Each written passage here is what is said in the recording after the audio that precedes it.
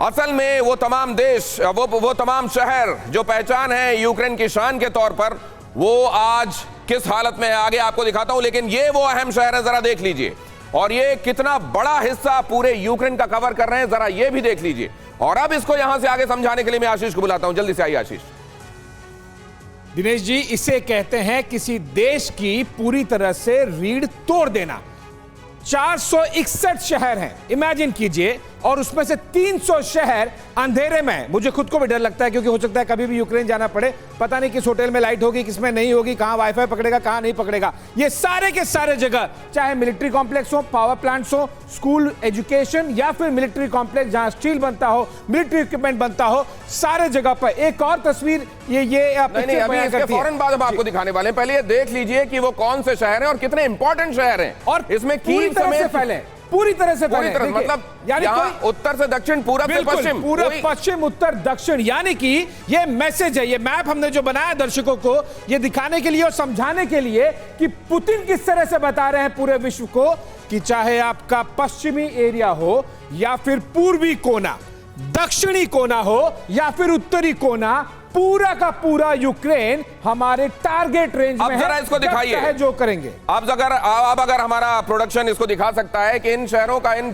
400 बड़े छोटे मझोले शहर जिनकी पहचान है, और उनमें से 460 के आसपास, और उनमें से 300 अचानक दिखाई दे कि उनमें पावर ही नहीं है।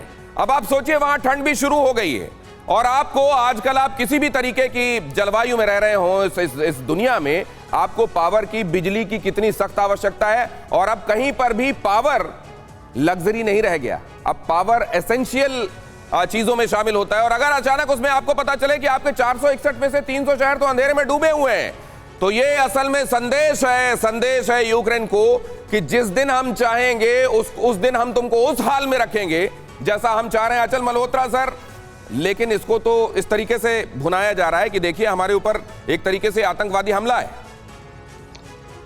नहीं गौतम, देखिए सीधी सी बात है, ये जिस तरह से इन्होंने यूक्रेन की तरफ से सेबोटाज हुई क्रीमियम ब्रिज की, वो इंफ्रास्ट्रक्चर के ऊपर जो है अटैक था। तो आप इसे मैसेज लीजिए कि आपने अगर हमारा इंफ्रास्ट्रक्चर नहीं छोड़ा तो हम आपके इंफ्रास्ट्रक्चर की भी तबाही कर देंगे, और इस तरीके से करेंगे कि फिर आपको सबको उसका खमियाजा भुगतना पड़ेगा।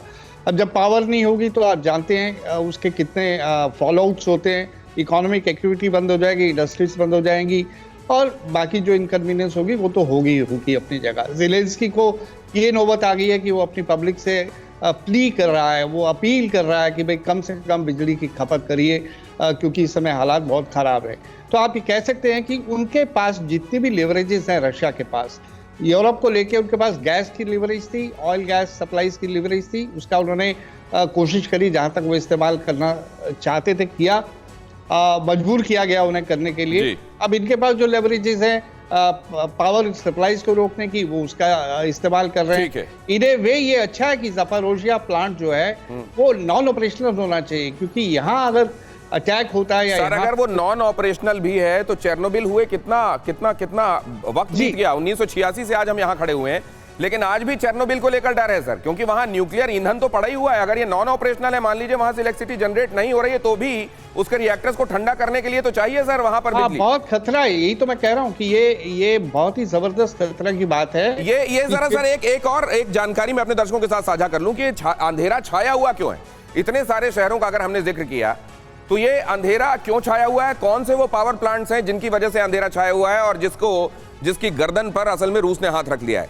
ज़ैपोरिज़िया इनमें से एक अहम। अब जरा देखिए, ज़ैपोरिज़िया जो है वो 25% ऑफ द पावर ये जनरेट करता है यूक्रेन के लिए, और ये सिर्फ यहां के लिए नहीं, पड़ोसी देशों को भी सरप्लस एनर्जी दे दिया करता था। ये बात और है कि अब ये लगभग बंद, क्योंकि इसके 6 रिएक्टर्स में से ज्यादातर को इसलिए बंद रखा गया है, वही एहतियात कि वहां पर कूल करना, उसको एक्सटर्नली कहीं से सप्लाई लेकर वो कूल करना भी उन रिएक्टर्स को महंगा पड़ रहा है, और वो संभव नहीं हो पा रहा है। अब जरा देखिए, ज़ैपोरिज़िया 25% जनरेट करता है जो वो बंद। लवीव में जो पावर प्लांट है वो 30% ऑफ द इलेक्ट्रिसिटी कंजम्पशन जो है यूक्रेन का, उसकी सप्लाई करता है, ये भी बंद। अब यहीं पर एक है रिब्न, जिसको रिब्ने भी कई जगहों पर प्रोनाउंस किया जाता है। 15% ऑफ द पावर यहां से जनरेट किया जाता है, और रूसी हमले में ये भी बर्बाद हो गया। और चेरनोबिल आप जानते हैं वो डिफंक्ट है। कहने के लिए वो एक नाम है, लेकिन उसको जाना उसी हादसे की वजह से जाना जाता है। यहां पर खमेनेत्स्की एक और पावर प्लांट, उसका हाल क्या है? ये फिलहाल चालू है, लेकिन ये बहुत कम, लगभग नाम के बराबर। अगर उनको देखें, बड़े बड़े पावर प्लांट्स को आप देखें तो इसका ये असल में उस गिनती में, फहरिस्त में बहुत नीचे आता है। अब यहां से सरप्लस जाहिर है पड़ोसी देशों को, अब मोल्डोवा उनमें से एक, मोल्डोवा में भी इलेक्ट्रिसिटी यहां से सप्लाई की जाती थी और मोल्डोवा के भी कई हिस्से इस समय अंधेरे में डूबे हुए हैं क्योंकि यहां खुद इलेक्ट्रिसिटी के लाले पड़ गए हैं। अब आगे क्या होने वाला है? यहां आप जानते हैं, जैसा हमने बताया, ईस्ट वेस्ट नॉर्थ साउथ सब जगह पर इलेक्ट्रिसिटी का टोटा हो गया। इलेक्ट्रिसिटी आजकल हर चीज के लिए जरूरी है, आपकी किसी भी चीज को चलते रखने के लिए, यहां तक कि इंसानी जिंदगी को चलते रखने के लिए इलेक्ट्रिसिटी जरूरी है। लेकिन अगर हाल यह है तो क्या होने वाला है? यहां देखिए, यूक्रेन से बिजली सप्लाई ठप है तो क्या हो रहा है? देश में 70% बिजली की सप्लाई रुकी हुई है। यह मोल्दोवा की बात हम कर रहे हैं, मतलब आसपास भी असर पड़ रहा है। और आने वाले दिनों में रूसी तेल, रूसी गैस, यहां का तो एनर्जी का हाल आप देख रहे हैं। जर्मनी हो, इटली हो, फ्रांस हो, सब जगह हाहाकार मच रहा है। अंधकार में है क्या यूरोप का भविष्य? जरा यह भी देख लीजिए। यहां नॉर्ड स्ट्रीम 1 से गैस निकल रही है। नॉर्ड स्ट्रीम 2 के जरिए रूस ने कहा है हम सप्लाई कर सकते हैं, लेकिन बातें हमारी माननी पड़ेगी। रूस ने गैस की सप्लाई 50% तक कम कर दी है।